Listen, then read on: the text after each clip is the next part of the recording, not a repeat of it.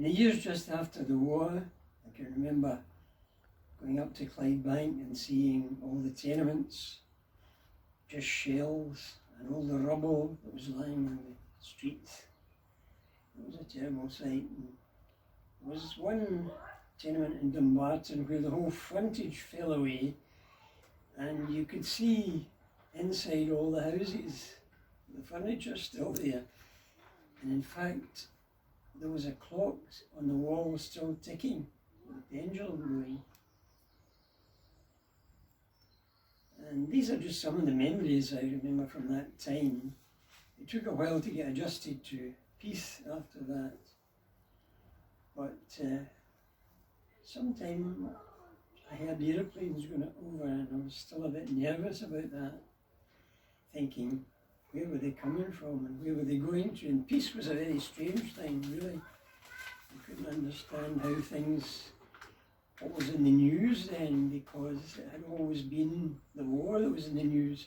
And it's the same now, it's all about coronavirus that's in the news.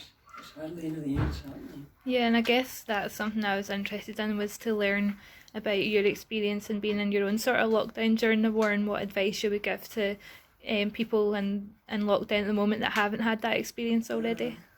There wasn't actually a sense of lockdown because we were all quite going about quite a time. Cinemas were closed when it started and then they opened up again after the Battle of Britain. The cinemas were actually open again. The schools weren't closed down. We were at school all through that, except when we were evacuated. But the schools weren't officially closed down. So there wasn't the same sense of that. We were out playing in the streets through the day. What kind of games did you play back then? Well, we ran about in gangs. Not causing any trouble, I hope? Well, we were fighting one another all the time. We played with dinky cars indoors, and we played just running around the shelters and on the roofs of the air raid shelters. Wow. And so we were pretty free in these days. There was no sense of having to be kept an eye on. That's really interesting. You mentioned about going to school. I just wonder what school you went to and what your memories are of that school as well. It was a very old school. It was a Victorian school, I should think. There were outside toilets. They were outside the school, and they were pretty basic things. So, but school days were okay. I lived within about 3 minutes of the school door, so that was quite handy that way. Yeah, I had quite happy days at school, really. And what about Dumbarton Castle and Denny's Shipyard? What do you remember of that as a child? Yeah, we used to go down the castle quite regularly. And we actually played on the shore down there. I think the castle had guns arranged on it as well to try and shoot down things that came over, and there were these big balloons, barrage balloons they called them, supposed to catch hold of the planes when they came down. Wow. Yeah, the castle was a good place for climbing about in the lower reaches of it. Yeah. So you mentioned the idea of peace being quite a strange thing, and almost the war being over and that scepticism, if you like. I'm just wondering how you did eventually cope with that and how you did manage to trust the media again and things like that. And I'm just wondering how you can relate that to advise people at present about the coronavirus. Oh, well, the media is very different now. We never thought of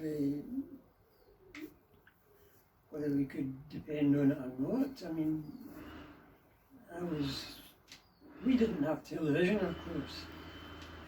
We had only a radio to go by, and I remember when the concentration camps were evacuated or freed, and I remember the scenes of that on the cinema.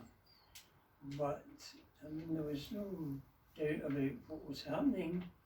Nobody questioned that. Nobody questioned whether we were in the right to be fighting the war or not. It was, in fact, it was, when I look back on it, I think when you see the war and how it took place, it was a miracle that we ever won the war. We were standing alone in this country, just awaiting the invasion.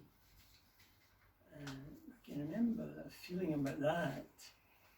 And of course, if it hadn't been for the Russians and the Americans, we would never have survived.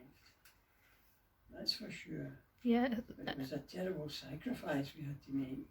Mm-hmm. I mean, as a country.